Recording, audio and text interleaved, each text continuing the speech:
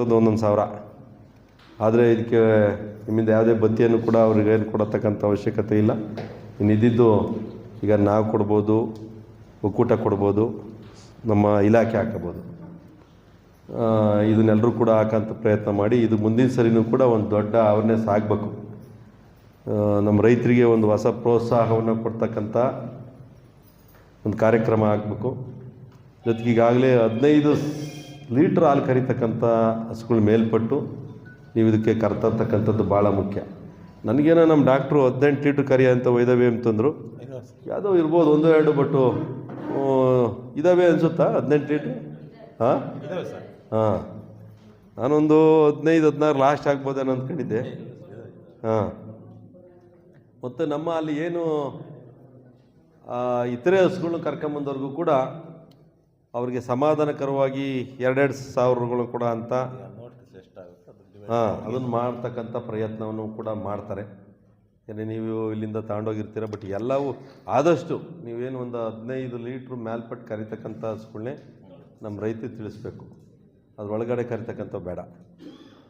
ಮತ್ತು ಅವ್ರಿಗೆ ಬರ್ಡನ್ ಆಗಿಬಿಡ್ತೈತೆ. ಜಾಸ್ತಿ ಹಸುಗಳು ಹೋದಾಗ ಅವರೆಲ್ಲರಿಗೂ ಕೂಡ ಅಕಾಮಿಡೇಷನ್ ಒದಗಿಸೋ ಅಂಥದ್ದು, ಅವರಿಗೆ ಪ್ರೈಸಸ್ ಕೊಡೋ ಅಂಥದ್ದು, ಹುಲ್ಲು ಮೇವು ಇವೆಲ್ಲ ಒದಗಿಸ್ತಕ್ಕಂಥದ್ದು ಕಷ್ಟ ಆಗ್ತೈತಿ.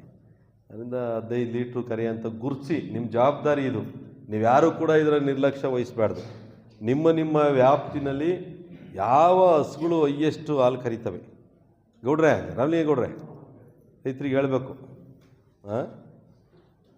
ಅದರಿಂದ ಯಾವ್ಯಾವ ರೈತರು ಹೆಚ್ಚು ಹಾಲನ್ನು ಕರಿತಾ ಇರ್ತಕ್ಕಂಥವ್ರನ್ನ ಗುರುತಿಸಿ ಅವ್ರಿಗೆ ಹೇಳಿ ಈ ರೀತಿ ಎಲ್ಲ ಸೌಕರ್ಯ ಇದೆ ಅಂತ ಹೇಳ್ಬಿಟ್ಟು ನೀವು ಅದನ್ನು ಕಳಿಸೋ ಅಂಥ ಪ್ರಯತ್ನ ಮಾಡಬೇಕು. ಈ ಕಾರ್ಯಕ್ರಮ ಒಟ್ಟಾರೆ ಯಶಸ್ವಿ. ಇದು ಪ್ಯೂರ್ಲಿ ಇಲಾಖೆಗಿನ್ನ ಹೆಚ್ಚು ನಮ್ಮದೇ ಜವಾಬ್ದಾರಿ.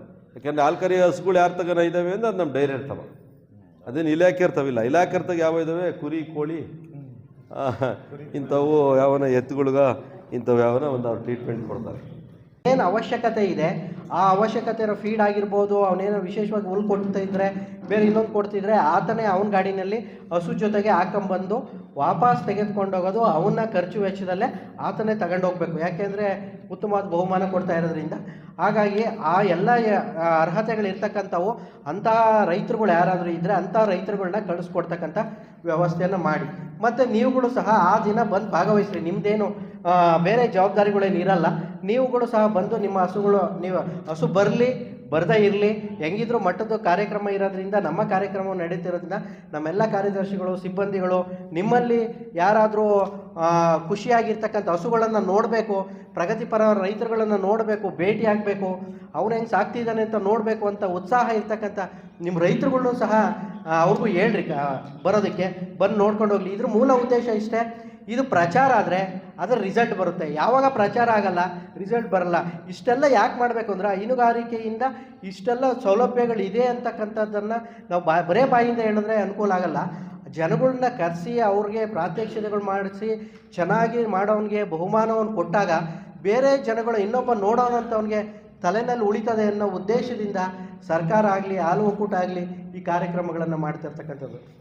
ಇಡೀ ಜಿಲ್ಲೆಯಲ್ಲೇ ಮೊಟ್ಟ ಮೊದಲ ಬಾರಿಗೆ ಇದು ಇಡೀ ಜಿಲ್ಲೆಯಲ್ಲಿ ಇಷ್ಟು ವರ್ಷವೂ ಯಾವ ತಾಲ್ಲೂಕಲ್ಲೂ ಮಾಡಿಲ್ಲ. ಇದನ್ನು ನಮ್ಮ ಅಸಿಸ್ಟೆಂಟ್ ಡೈರೆಕ್ಟ್ರು ನಮ್ಮ ಡೈರೆಕ್ಟ್ರ್ ಜೊತೆ ಮಾತಾಡಿದ ಸಂದರ್ಭದಲ್ಲಿ ಆಯಿತು ಮಾಡೋಣ, ನಾನೇ 50,000 ಕೊಡ್ತೀನಿ ಅಂತೇಳಿ 50,000 ಫಸ್ಟ್ ಪ್ರೈಸ್ ಅವರೇ ಕೊಡ್ತಾಯಿದ್ರು. ಅವರಿಗೆ ನಿಮ್ಮೆಲ್ಲರ ಪರವಾಗಿ ಅಭಿನಂದನೆಗಳನ್ನು ಸಲ್ಲಿಸ್ತಾ ಇದ್ದೀನಿ. ಇದು ಇಡೀ ಜಿಲ್ಲೆಯಲ್ಲೇ ಫಸ್ಟು ಟೈಮ್. ಯಾಕೆ ಇದು ಫಸ್ಟ್ ಟೈಮ್ ಮಾಡ್ತಾ ಇದ್ದೀವಿ ಅಂತ ಅಂದರೆ, ಜನರಿಗೊಂದು ಅವೇರ್ನೆಸ್ ಬರಲಿ. 50,000 ಅಂದರೆ 50,000 ನೋಡ್ತಿದ್ದಂಗೆ ಕಣ್ಣು ಹೆಂಗೆ ಎಳಿತದೆ, 5,000 ನೋಡ್ತಿದ್ದಂಗೆ ಹೆಂಗೆ ಎಳಿತದೆ, ಅದು ಒಂದು ಅಟ್ರಾಕ್ಟ್ ಆಗಬೇಕು ಅನ್ನೋ ಉದ್ದೇಶ. ಹೈನುಗಾರಿಕೆಯಿಂದ ಇಷ್ಟೆಲ್ಲ ಲಾಭ ಇದೆಯಾ, ಇದನ್ನೆಲ್ಲ ನೋಡಿ. ನೀವು 5,000 ನೋಡೋದೇ ಬೇರೆ ಥರ, 50,000 ನೋಡೋದೇ ಬೇರೆ ಥರ. ಅದು ಪ್ರಯೋಜನ ಆಗುತ್ತೋ ಆಗಲ್ವೋ. ಹಾಗಾಗಿ ಅದರ ಅನುಕೂಲನ ಪಡ್ಕೋಬೇಕು. ಅದು ನಮ್ಮ ಕಾರ್ಯದರ್ಶಿಗಳು ಸಹ ಭಾಗವಹಿಸ್ಬೋದು. ನಿಮ್ಮ ಹಸುಗಳೇನಿದೆ, ನಿಮ್ಮ ಹಸುಗಳು ನೀವು ರೈತನಾಗಿ ಭಾಗವಹಿಸೋಕ್ಕೆ ಏನು ಅದಕ್ಕೇನು ಯಾವುದೇ ಅಡ್ಡಿ ಆತಂಕ ಇಲ್ಲ. ಓಪನ್ ಯಾರ್ಯಾರಿದೆ ಅವ್ರ ID ಕಾರ್ಡ್ ಇರ್ಬೋದು. ಇದ್ರ ಜೊತೆಗೆ ಖಾಸಗಿನವ್ರಿಗೂ ಅವಕಾಶ ಇದೆ, ಆದಷ್ಟು ಕಡಿಮೆ ಮಾಡಿ ಅನ್ನೋದು ನನ್ನ ಹೆಲ್ಪ್ ಆಗ್ತದೆ. ಇವತ್ತು ಕೃಷಿ ಭಾಳ ಕಷ್ಟ ಇದೆ. ನಾವು ಕೃಷಿಯಿಂದನೇ ಒಂದೇ ನಾವು ಜೀವನ ಮಾಡ್ತೀವಿ ಅಂತ ಈಗ ಎಷ್ಟೋ ಬೆಳೆಗಳು ಏನು ರೇಟ್ ಸಿಗದಲ್ಲೇ ಇದಾಗುತ್ತೆ. ಬಟ್ ಇಲ್ಲಿ ನಮ್ಮ ಸುಸಜ್ಜಿತವಾಗಿ ವರ್ಗೀಸ್ ಕುರಿಯನ್ ಅವರು ಯಾವತ್ತು ಈ ಹಾಲು ಉತ್ಪಾದಕರ ಸಹಕಾರ ಸಂಘಗಳು ಅಂತ ಏನು ನಮ್ಮನ್ನು ಅಲ್ಲಿಂದ ಕರೆತಂದರು, ಅಲ್ಲಿಂದನೂ ಇದು ಬೆಳೀತಾ ಬೆಳೀತಾ ಬೆಳೀತಾ ಬೆಳೀತಾ ಇದು ಈಗ ಬಲಾಢ್ಯವಾಗಿ ಬೆಳೆದಿದೆ. ಇದು ಫೈನಾನ್ಷಿಯಲಿ ಮತ್ತು ಈ ಎಲ್ಲ ಇದಕ್ಕೂ ಈ ರೈತರನ್ನು ಬೆನ್ನೆಲುಬಾಗಿ ನಿಂತಿರೋದೇ ಈಗ ಹಾಲು ಮತ್ತು ಹಾಲು ಪ್ರೊಡಕ್ಷನ್ನು ಮತ್ತು ಹಾಲು ಉತ್ಪನ್ನಗಳು ಈ ಥರ ಇರೋದ್ರಿಂದ ಇದೊಂದು ಕಾರ್ಯಕ್ರಮವನ್ನು ನಾವು ಸಾಹೇಬ್ರನ್ನ ಕೇಳಿಬಿಟ್ಟು ಆಯಿತು ಡಾಕ್ಟ್ರೆ ಮಾಡೋಣ ಅಂದಿದ್ದಾರೆ.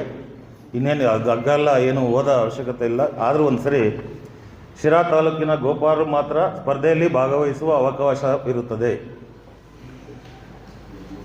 ಮಧ್ಯಾಹ್ನ 4 ಗಂಟೆಯೊಳಗೆ ತಮ್ಮ ಹಸುಗಳೊಂದಿಗೆ ಆಗಮಿಸಿ ಸ್ಪರ್ಧೆ ನಡೆಯುವ ಸ್ಥಳದಲ್ಲಿ ತಮ್ಮ ಹೆಸರುಗಳನ್ನು ನೋಂದಾಯಿಸಿಕೊಳ್ಳುವುದು.